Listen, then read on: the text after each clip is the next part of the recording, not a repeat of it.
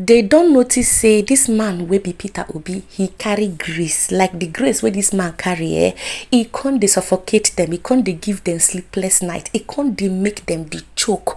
Now why they can't gather in their own coven, can't declare Tinubu as the president of Nigeria, but still trust some Nigerians, patriotic Nigerians, they can't talk say, oh ha, this thing it no go happen. Like there is no way Tinubu go rule Nigeria. Just yesterday night, they tried to formulate one thing where we know they can't talk say they don't already catch people where can tamper with our beavers, but we said enough is enough.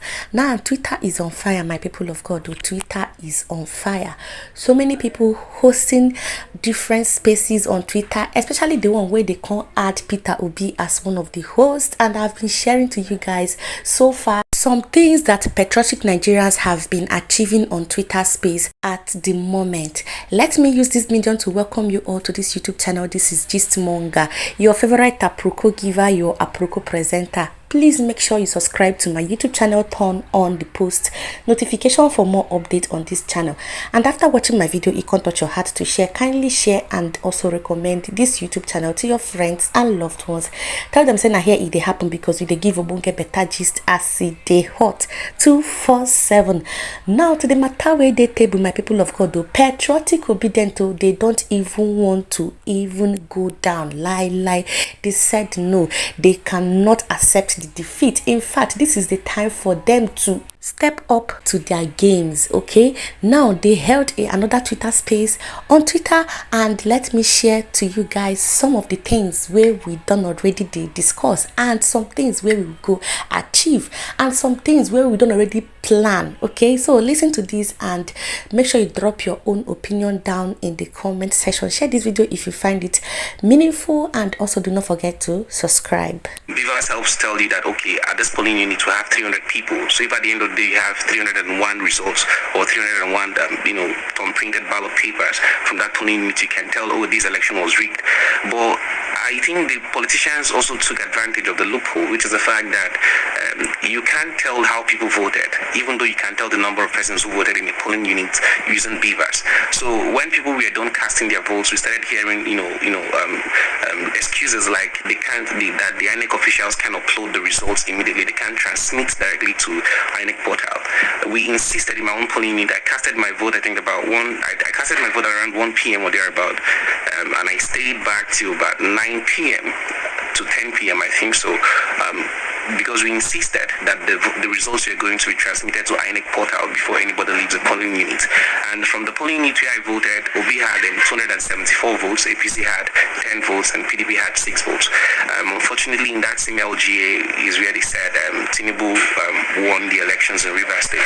So what I'm basically saying is this: the elections were not free and fair, and that can explain why you have the dampened spirits across board, why there is no celebration happening even with the announcement of a president. But I also think there's a problem we need to address. You see, there's this Nigerian thing about moving past problems when we feel like we've done our best and we can't solve it, right? So a lot of people are now saying, oh, let's everybody come together and let's see how we can forge ahead. But I don't really think that is a good spirit, for the kind of democracy Nigerians are agitating for. I don't think it's a good spirit for the kind of society we think we want to build.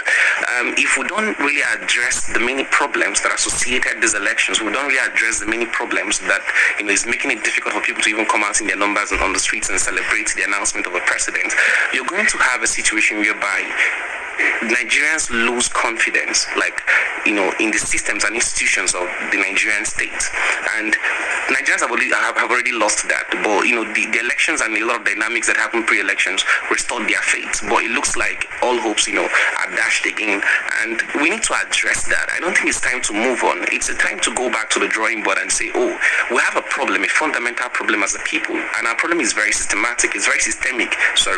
And what do we have to do as a people to be able to address these problems in the system?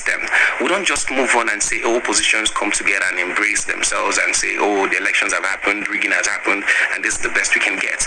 we need to understand why, even after spending 305.2 billion or thereabouts on an election that has just about 100 million voters, which a great number of them did not even cast their votes, why it's still impossible to get, free, fair, and credible elections. Why we have. Sorry to interrupt you. Please wrap it up in 30 seconds. Okay, so we need to address these problems. But if there's anything too we should be happy about, with the outcomes of this election, it is the fact that the opposition spirit has been reignited. Unlike in the last 8 years, I think we're going to have a lot of people scrutinizing the government and demanding for accountability. So even if we assume that Bats did not get in there legitimately, I think he might want to be off his toes because a lot of people are going to be questioning the activities of the government. Thank you very much. Thank you for that submission. Quite objective, I must say. All right, Mayowa, are you there? Let's have your thoughts. Mayowa. Yeah, I'm here. Yeah. Good afternoon.